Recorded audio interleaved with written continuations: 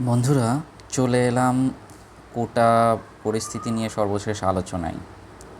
তার আগে বলে নিই যে কোটা নিয়ে আমি 18 তারিখে একটা ভিডিও করেছিলাম, যদিও ইন্টারনেট সংযোগ বিচ্ছিন্ন হওয়ার কারণে আমি ভিডিওটি আপলোড করতে পারি নাই। তো রিসেন্টলি সেটা আপলোড করেছি। তো সেখানে আমি আশঙ্কা প্রকাশ করেছিলাম যে কোটা আন্দোলনে আসলে ছাত্রদের ঘাড়ে বন্দুক রেখে অনেকে ফায়ার করতে চাচ্ছেন এবং পরিস্থিতি আস্তে আস্তে অবনতির দিকে যেতে পারে, অর্থাৎ মারমুখী হতে পারে। এই জন্য সরকারকে বিশেষ সতর্ক থাকারও আহ্বান জানিয়েছিলাম। বিষয়টা ঠিক তেমনই হয়েছে এবং তার চেয়েও অনেক বেশি ভয়ঙ্কর হয়েছে। তো কোটা পরিস্থিতি নিয়ে সর্বশেষ আলোচনা করব আজকে। একটু আপডেট জানিয়ে রাখি যে কোটা সংস্কারের যে আন্দোলনটা হয়েছে সেই আন্দোলনের পরিপ্রেক্ষিতে হাইকোর্ট একটা রুল দিয়েছে কোটার উপরে 7% কোটা রেখে বাদবাকি 73% কোটা ওপেন করা হয়েছে, মেরিট ওপেন করা হয়েছে এবং সরকার সেটা প্রজ্ঞাপন আকারে জারিও করেছে। অর্থাৎ এখন মাত্র 7% কোটা থাকছে, 5% মুক্তিযুদ্ধ সন্তানদের, নট নাতি নাতনি, আর 1% প্রতিবন্ধী কোটা, 1% আদিবাসী কোটা। দর্শক, আমি ব্যক্তিগতভাবে খুব বেশি খুশি নই, আবার খুব বেশি হতাশও নই। কারণ 18 সালে যখন কোটা আন্দোলন হয়েছিল তখন কিন্তু সম্পূর্ণ কোটাটাই তুলে দেওয়া হয়েছিল। তো সেই তুলনায় এটা ফলাফলটা মোটামুটি ভালো, কিন্তু আমি আসলে ব্যক্তিগতভাবে সন্তুষ্ট নই। কারণ কোটা আসলে একটা জাস্টিস বা ন্যায্যতার একটা বিষয়। আদিবাসী যে কোটাটা ছিল সেই কোটাটার মাধ্যমে যেসব পিছিয়ে পড়া আদিবাসী জনগোষ্ঠী ছিল তারা কিন্তু উঠে আসতে পেরেছে মেইন স্ট্রিমিং ডেভেলপমেন্টে, অর্থাৎ মূলধারার যে উন্নয়ন আছে সেই উন্নয়নে কিন্তু তারা উঠে আসতে পেরেছে। কোটাটা না থাকলে কিন্তু তাদের জন্য পসিবল ছিল না। একইভাবে নারী কোটার মাধ্যমেও কিন্তু অনেক নারীরা চাকরি পেয়েছেন। যখন নারী কোটা 10% ছিল তখন হয়তো অল্প সংখ্যক নারী জবে আসতেন বা পড়াশোনা, উচ্চতর পড়াশোনা করতেন। এখন সেই সংখ্যাটি বেড়েছে এবং সেই আমি হয়তো মনে করেছিলাম যে 10% কোটা হয়তো বা 20% হয়ে যেতে পারে নারী কোটা, কিন্তু তেমনটি হলো না। আমি আসলে এই জায়গায় আরেকটু হতাশ। মুক্তিযোদ্ধা কোটা 5% হয়েছে, ঠিক আছে, ইটস ওকে। সেই সাথে ব্যাকওয়ার্ড ডিস্ট্রিক্টের যে কোটাটা ছিল সেই কোটাটাও উঠে গেছে। এখানেও আমি একটু ডিসঅ্যাপয়েন্টেড হয়েছি বা আমি একটু হতাশ হয়েছি। কারণ আপনাকে বুঝতে হবে যে লালমনিরহাট, কুড়িগ্রাম হতে পারে অথবা খুলনা সাতক্ষীরার একদম চরাঞ্চল অথবা উপকূলীয় এলাকা, সেই সব এলাকার ছেলেমেয়েরা আসলে পড়াশোনা করে কতটুকু অগ্রগতি অর্জন করতে পারে, কতটুকু মেরিট অর্জন করতে পারে ঢাকার সব সুযোগ সুবিধা প্রাপ্ত একটা ছেলে মেয়েদের সাথে তুলনায়। আসলে এই জন্য ব্যাকওয়ার্ড ডিস্ট্রিক্টের কোটাটা থাকলে আসলে অনেকে চাকরির সুযোগ হতো বা বাড়তো। এখন যে জিনিসটা হবে সেটা হচ্ছে যে কোটার আসলে আসল লাভের অংশ বা লাভের গুড় আসলে কারা খাবে, এটা এখন একটা বড় প্রশ্ন হয়ে দাঁড়িয়েছে। মেরিট তো ওপেন করা হলো, সারা বাংলাদেশে যে আন্দোলন হয়েছে সেই আন্দোলনের পরিপ্রেক্ষিতে মেরিট ওপেন হয়েছে, অর্থাৎ মেধা উন্মুক্ত হয়েছে। তো এইটা নিয়ে একটু আলোচনা করতে চাই যে সরকারি চাকরিতে আসলে কারা আসবে। প্রথমে একটু বলি যে বাংলাদেশের টপ মেরিট ছাত্রছাত্রীরা আসলে ভর্তি হয় মূলত প্রথমত বুয়েটে, তারপরে ঢাকা মেডিকেল সহ মেডিকেলের স্টুডেন্টরা, অন্যান্য মেডিকেলের স্টুডেন্টরা।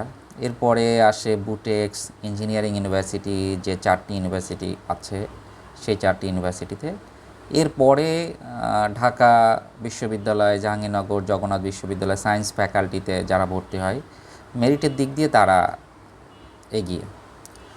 তো এটা মোটামুটি টপ মেরিট। বাংলাদেশের টপ মেরিট স্টুডেন্টরা এখানে ভর্তি হয়। তো এই সব জায়গার শুধু 4টা engineering university, BUET, Butex, medical মিলাই প্রায় দেখা যাবে যে 7-8 হাজার স্টুডেন্ট আছে। তো এখন সরকারি জব আর কত? দেখা যাবে যে এক একটা বিসিএসে হয়তো কত 3,000 4,000 এবং ক্যাডার নন ক্যাডার মিলে হয়তো 4-5 হাজার জব আসবে। তো এই জবগুলো আসলে যদি অ্যানালাইসিস করা যায় যে জেনারেল যে ক্যাডারগুলো আছে সেই ক্যাডারে কিন্তু জব বেশি আসে না, হয়তো 700-800 বা 1000। তো এই 700-800 হাজারের যে জেনারেল ক্যাডার আসে, এখানে কিন্তু দেখবেন যে এই টপ লিস্টেড যে মেরিটোরিয়াস স্টুডেন্টরা আছে এরাই কিন্তু কম্পিটিশন করবে। এখানে কিন্তু ন্যাশনাল ইউনিভার্সিটি বলেন, অন্যান্য ইউনিভার্সিটি বলেন, পাবলিক ইউনিভার্সিটি, প্রাইভেট ইউনিভার্সিটি, এদের আশা কিন্তু সো টাফ। এমনিতেই আপনি দেখেন যে জেনারেলি আর্টস এবং কমার্সের স্টুডেন্টরা কিন্তু সায়েন্সের স্টুডেন্টদের চেয়ে মেরিটের দিক দিয়ে যথেষ্ট পিছিয়ে থাকে, বিশেষ করে ম্যাথমেটিক্স, ইংলিশ এবং সায়েন্সে। তো সেই জায়গাতে আসলে ওই পর্যায়ে যেতে তাদের কিন্তু বছরের পর বছর পরিশ্রম করতে হয়। সো এই পরিপ্রেক্ষিতে আসলে দেখা যায় যে টপ মেরিটে যারা আছে এদের মধ্যে এই জেনারেল ক্যাডারগুলো ঘোরাফেরা করবে। এখানে কিন্তু অন্যদের আসার সুযোগ খুবই কম। এবং এই মেরিট ওপেন করে দেওয়ার ফলে যে জিনিসটা হলো সেটা হচ্ছে যে ঢাকা ভিত্তিক কিছু প্রতিষ্ঠান, শিক্ষা প্রতিষ্ঠানের স্টুডেন্টরাই বেসিক্যালি বেশিরভাগ মানে পজিশনগুলো অকুপাইড করে রাখবে। অন্যদের আসার সুযোগ কিন্তু খুবই কম, যেহেতু কোটা নেই, মেরিট আছে, এই জন্য ঢাকার মেরিটোরিয়াস স্টুডেন্টরা যেখানে ভর্তি হয় এরাই অকুপাইড করে রাখবে।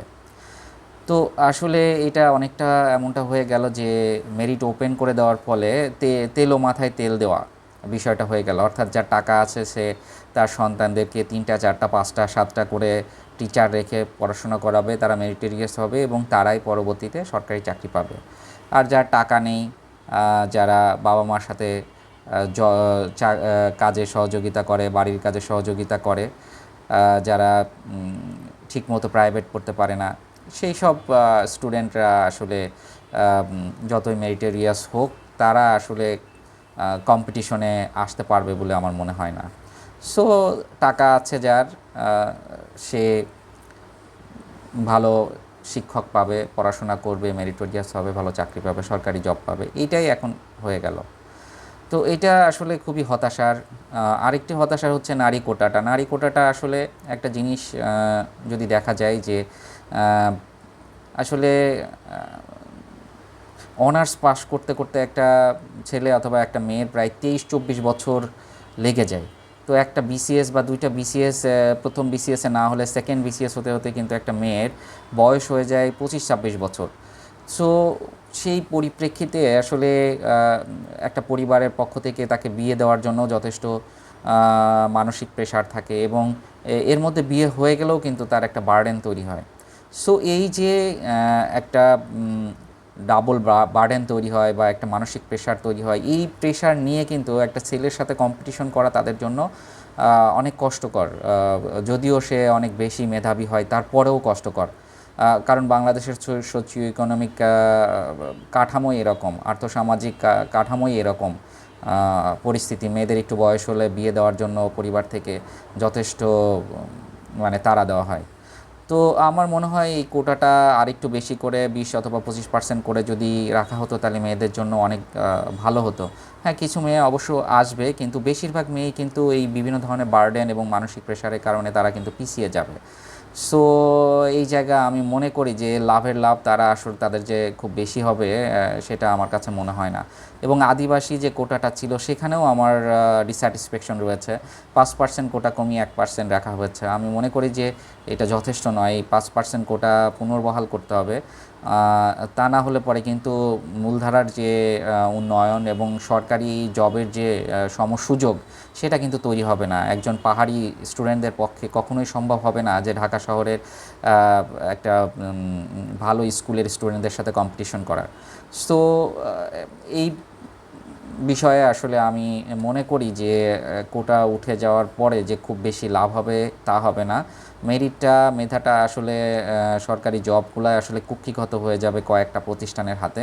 সারা বাংলাদেশের মানুষ কিন্তু সেই সুযোগ পাবে না, এবং অন্যান্য ডিস্ট্রিক্টের স্টুডেন্টরাও কিন্তু সেই রকম সুযোগ পেলেও কিন্তু তারা অংশগ্রহণ করতে পারবে না, কারণ মেরিটের দিক দিয়ে তারা কিন্তু পিছিয়ে থাকবে। সো এইখানে আসলে যথেষ্ট হতাশারই একটা কথা রয়েছে। কোটাটা যদি আরেকটু বেশি ভালো করে সংস্কার করা যেত, তাহলে আমার মনে হয় যে এটা বাস্তবসম্মত হতো এবং একটা ন্যায্যতার ভিত্তিতে সবাই চাকরি পেত। আসলে সরকারি চাকরি কিন্তু এরকম যে সেখানে কিন্তু আর্টসের বলেন, ন্যাশনাল ইউনিভার্সিটি বলেন, বুয়েট বলেন, মেডিকেল বলেন, যারাই চাকরি করুক না কেন একই ধরনের কাজ করতে হয়, সেখানে কিন্তু কম্পিটিশনের কোনো বিষয় নেই। সো এই জন্য আসলে সরকারের উচিত যে সব ডিস্ট্রিক্ট থেকেই কম বেশি নেওয়ার, এবং সব ডিস্ট্রিক্টে অথবা সব ডিভিশনে কিন্তু একটা কোটা ব্যবস্থা থাকা উচিত। আদারওয়াইজ সবই ঢাকার স্টুডেন্টরা কিন্তু সব মেরিট অকুপাইড করে রাখবে। এটা কিন্তু অন্যান্য ডিস্ট্রিক্ট বা অন্যান্য ডিভিশনের স্টুডেন্টরা বঞ্চিত হবে, এবং এটা কিন্তু কখনোই উচিত না, কারণ সব ডিস্ট্রিক্ট সব ডিভিশনের লোকরাই কিন্তু ট্যাক্সের টাকা দেয়। শুধু কেন ঢাকার যারা মেরিটোরিয়াস স্টুডেন্ট তারা পাবে? আর এমন না যে এটা কোনো কম্পিটিশন করতে হয়, অর্থাৎ মার্কেটিংয়ের মতো কম্পিটিশনের বিষয় আছে, অর্থাৎ এখানে ইনকামের একটা বিষয় আছে, কিন্তু গভর্নমেন্ট জবে কিন্তু সেরকম কোনো বিষয় নেই। একটা আর্টসের স্টুডেন্ট যদি এএসপি হয়ে যায়, যে কাজ করবে একটা মেডিকেল একটা বুয়েটের স্টুডেন্ট গেলেও কিন্তু সেই একই কাজ করবে। কাজেই এই জায়গায় কিন্তু আসলে সরকারের উচিত একটা ন্যায্যতার ভিত্তিতে সব ডিস্ট্রিক্ট এবং সব ডিভিশনের সমান সুযোগ দেওয়া, এবং সেভাবেই আসলে গভর্নমেন্ট জবরা দেওয়া। মানে ট্যাক্সের টাকায় যেহেতু তাদের বেতন হবে, সেহেতু সব ডিস্ট্রিক্টের মানুষের, সব ডিভিশনের মানুষের অধিকার আছে সুযোগের এবং সমস্যা চাকরি পাওয়ার। এখানে আসলে মেরিটটাকে এত বেশি গুরুত্ব দেওয়ার ফলে যে আর একটা বৈষম্য তৈরি হবে, এটা নিয়ে আসলে দেখবেন যে ভবিষ্যতে বিভিন্ন ডিস্ট্রিক্ট এবং বিভিন্ন ডিভিশনের লোকজনরা কিন্তু আন্দোলন শুরু করবে এক সময়।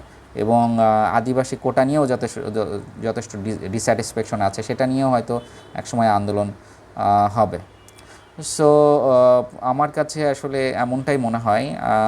আপনাদের মতামত কি? আপনারা কমেন্টস বক্সে আপনাদের মতামত দিতে পারেন। ভালো থাকবেন, সুস্থ থাকবেন, আবার দেখা হবে।